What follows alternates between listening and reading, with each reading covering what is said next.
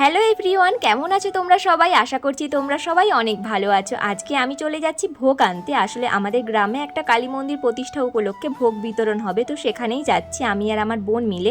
মা অনেক আগেই চলে গেছে, এখন আমি আর আমার বোন ভোগ আনতে যাচ্ছি। আর আমি আর আমার বোন একসঙ্গে যেখানে যাব সেখানে ঝগড়া হবে না তো হতেই পারে না। ভালোভাবে কথা হতে হতেই কিন্তু আমাদের মধ্যে ঝগড়া লেগে গেছে।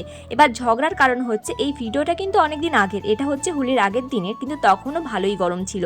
আর ও হচ্ছে আমার থেকে একটু লম্বা, যেহেতু গরম তো সেই জন্য ওকেই ছাতা ধরতে হবে, আমি কেন ছাতা ধরবো। এইদিকে ঝগড়া করতে করতে আমরা চলে এসেছি যেখানে ভোগ দেওয়া হচ্ছিল। ভোগ দেওয়া কিন্তু প্রায় শেষের পথে, আর আমরা প্রথমেই যে কালী মায়ের সাথে দেখা করে নিয়েছি, প্রণাম করে নিলাম। আর এই দেখো, কালী মায়ের কিন্তু প্রতিষ্ঠা উপলক্ষেই আজকে ভোগ বিতরণ হচ্ছে।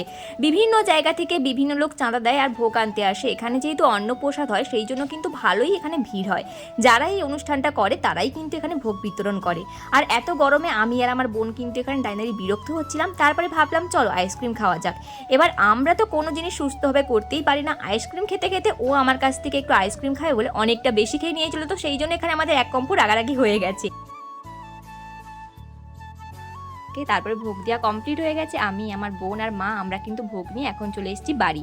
তো এখানে আজকে হয়েছিল ভাত ছিল, আলু ভাজা, ডাল, কুমড়োর তরকারি আর মাছের তরকারি, আর শাকের তরকারি ছিল, পায়েস, চাটনি, এই সবই ছিল। আর ডাল ছিল তোমাদের যেটা দেখাচ্ছি এখানে।